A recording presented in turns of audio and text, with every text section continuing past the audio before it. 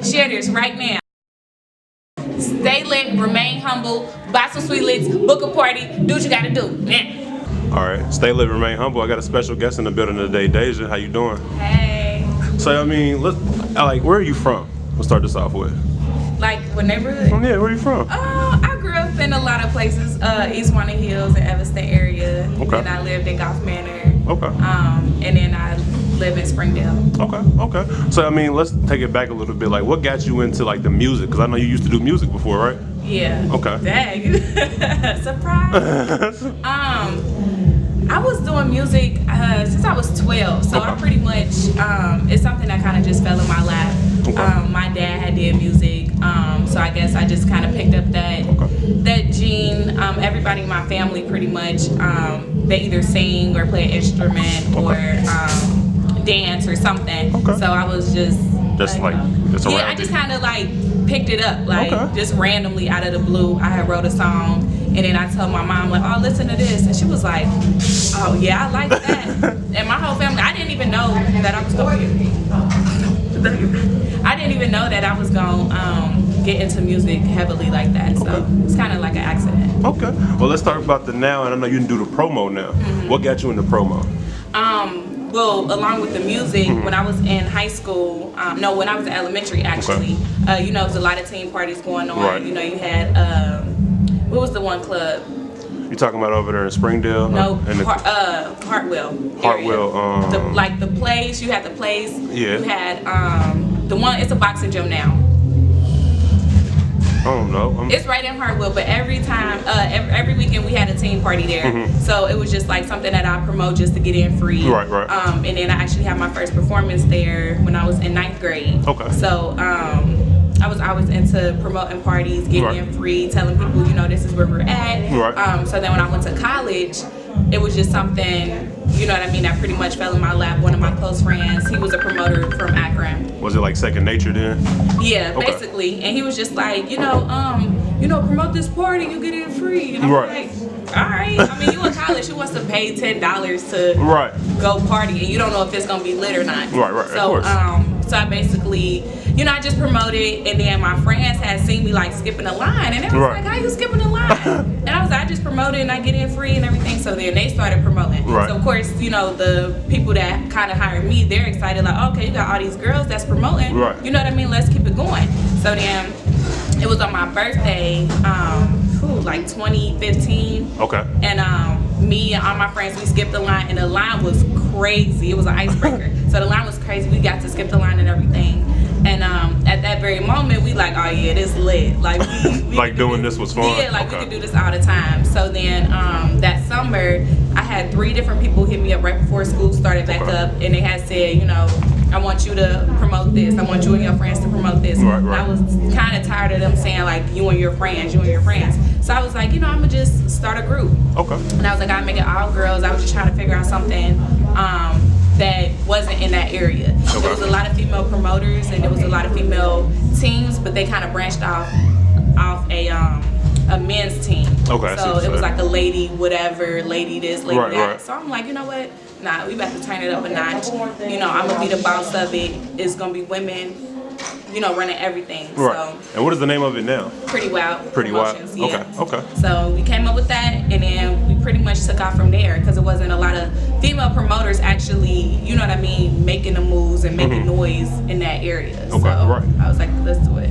So like, what made you become a female promoter, and like, you know, like, what made you be like, you know what, females ain't doing this, I want to go ahead and start doing this? I think more so because men pretty much, they kind of, you know, no offense, but they take the lead on everything. Right. They pretty much take the credit for everything. Right. They don't give women enough credit for what they do.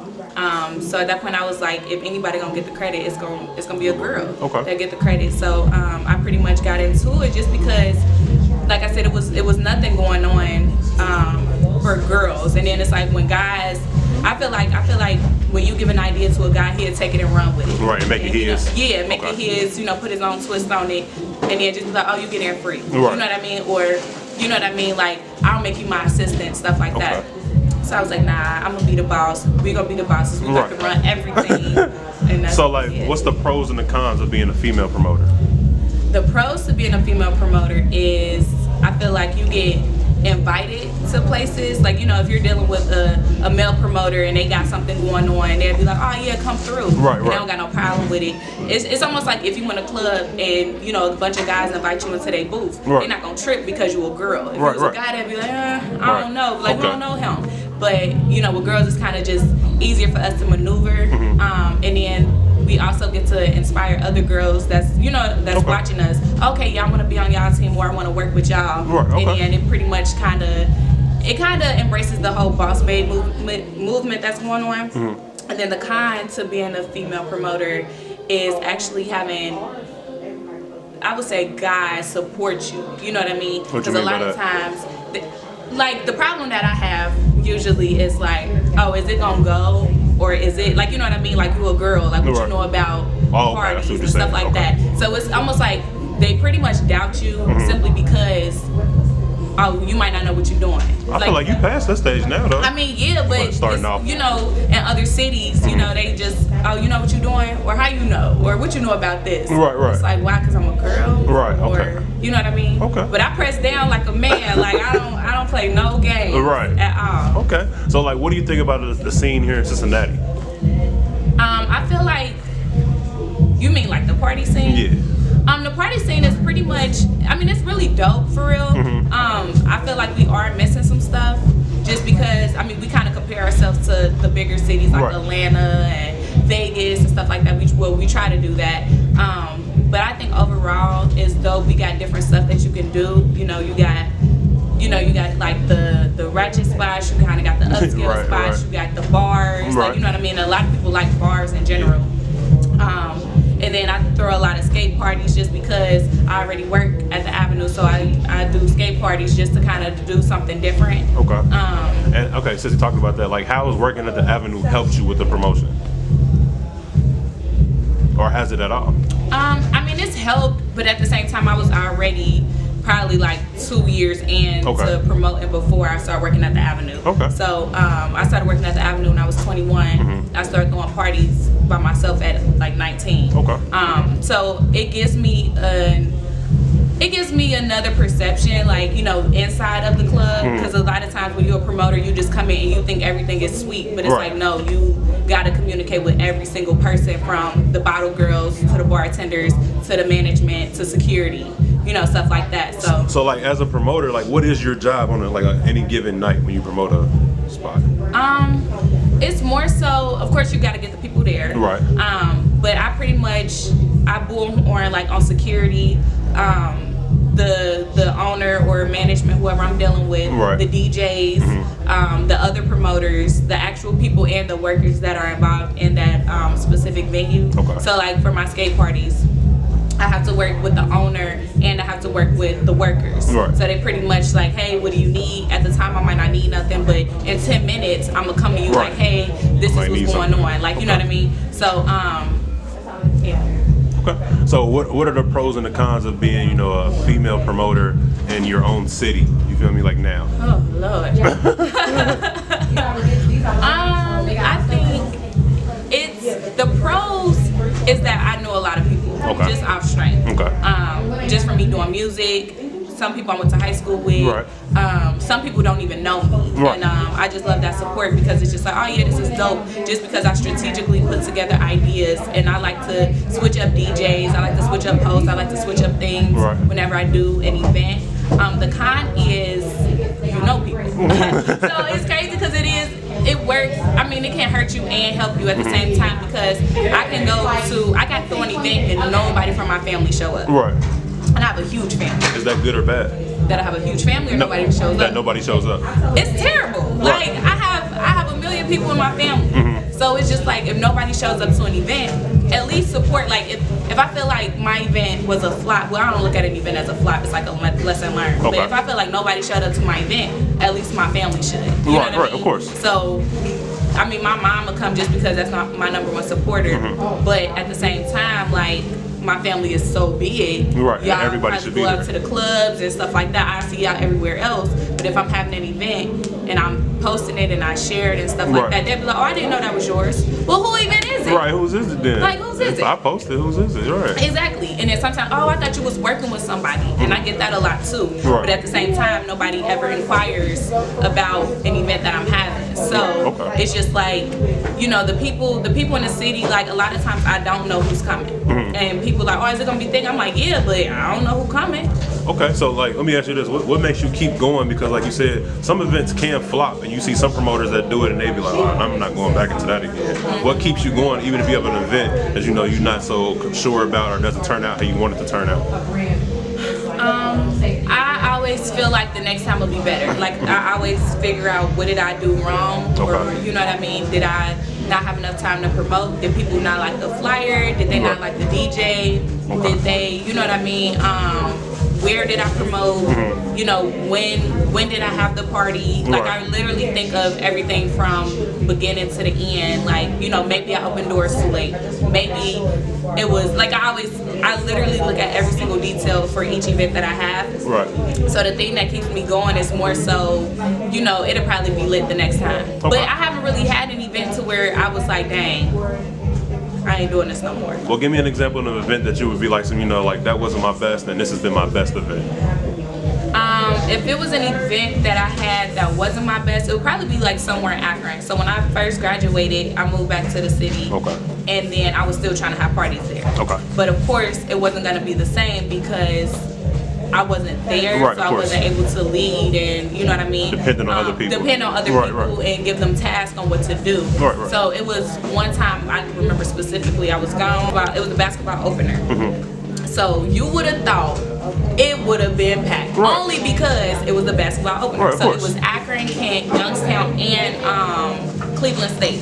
So if you're from Akron, you know that area, those are the main universities in Northeast Ohio or whatever. So I'm like, oh yeah, this gonna be lit. So I even had my friends like, oh yeah, now it's gonna be good, like, cause I was gonna cancel it. I'm like, I'm not there. I don't know what the buzz is. Y'all not telling me nothing. And it was like, nah, it's gonna be lit. Like, it's gonna be cool. So I get there and I'm like, is they in here?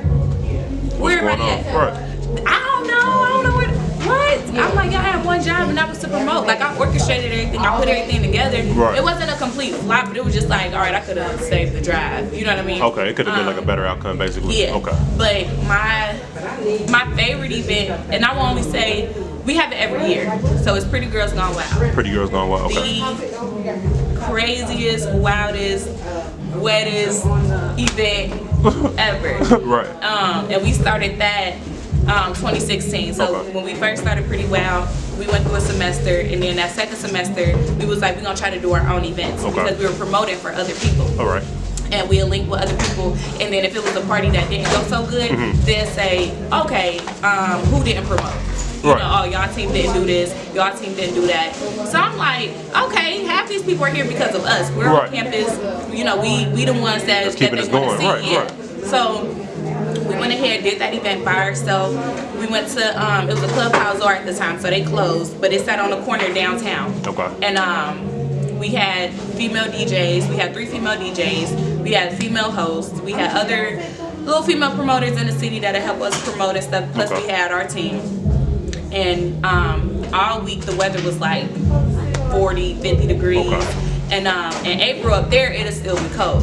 So then that Saturday came, it's snowing, it's 30 degrees outside. Our outfits we got little, you know what I mean, just little outfits, like thinking it's gonna be hot.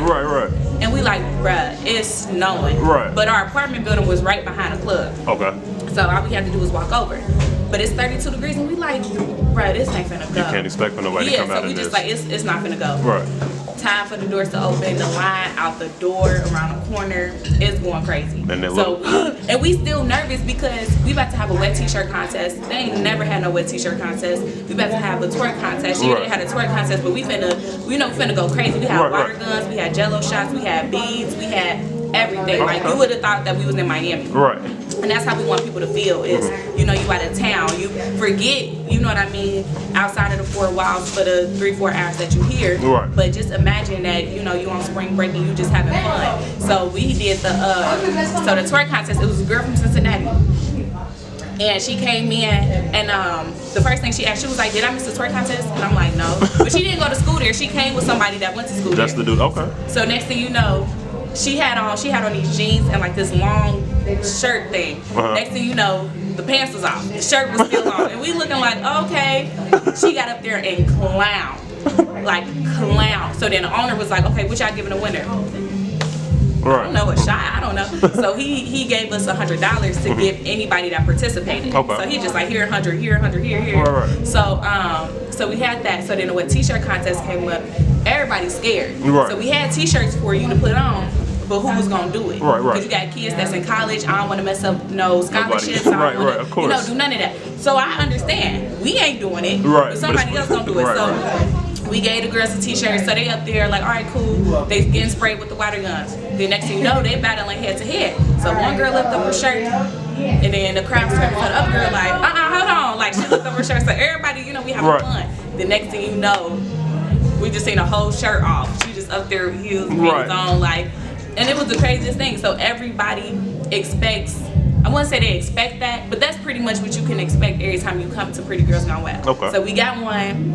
Pretty Girls Gone Wild this year is next weekend, next Saturday. Okay. In Akron? In Akron, yeah. Okay. So I'm actually, I usually go up to Akron for a whole week. Since I graduated, I go up there for a whole week just to make sure everything is everything. Okay. So, this year, we were thinking about adding on a competition, but we're not sure yet. But we still got the wet t-shirt contest, the twerk contest. We got glow sticks, the light sticks, so jello shots, big, everything. Just it's the most anticipated event every year. Okay. So do you plan on bringing that to Cincinnati at all? I did already in August, but it was a lot going on that weekend. But Cincinnati, I wouldn't say Cincinnati isn't the spot for that. Right. But it's just like, we're a conservative city. Right, So of it's course. we like ratchet stuff, but then we don't like ratchet stuff. So I would more so take it to like the around UC area. It's just really hard because we started in Akron, so everybody already knew who we were. Right. And just doing it there, it always made sense. So people from OU, they want us to bring it there. Ohio State, they want us to bring it there. But it's just kind of like, we don't know yet. Really want to do it? But I mean, people really go for it because it's so much fun. Like the vibe is real. Yeah. Okay, then. So I mean, here in the city, like, what do you consider making it? If you like from the city, what do you consider making it? Making it from this. I would say actually working towards your goal without being sidetracked by everything else that's going on. Okay. So it could be somebody that's actually succeeding in what they want to do, and then boom, here come drama, or here come, like something on Facebook, and they getting exposed, and then they might feel obligated to stop doing what they're doing. But actually like pushing and succeeding through that stuff, sometimes you gotta lead a city in order to make it, I guess. Yeah. But I say like getting national recognition, actually thriving in what you want to do, and then coming back helping other people and doing that. So making it is kind of like cliche, but at the same time it's like, I don't know, Cincinnati is it's one of them cliche cities. So there's nothing wrong with that. So I mean, like, on your outlook right now, like, what can you say for a female that sees you or watches the interview and says, I want to be like that, like, or I congratulate her? What do you have something to say? What do I have to say? Yeah, what do you have to say for females that are looking at you that want to be either like you or just like saying congratulations? Well, if they say congratulations, thank you. But I say to all the females, and a lot of people do inbox me every day, like, how do you do this, or I need help with this. I'm not even where I want to be. Like, you know what I mean? I'm not gonna say I make it look good or I make it look easy, but I'm just myself. No matter who's around, no matter what's going on, no matter the situation, like, I'm just super true to myself. So that's what you have to do, is stay true to yourself no matter what, because it's,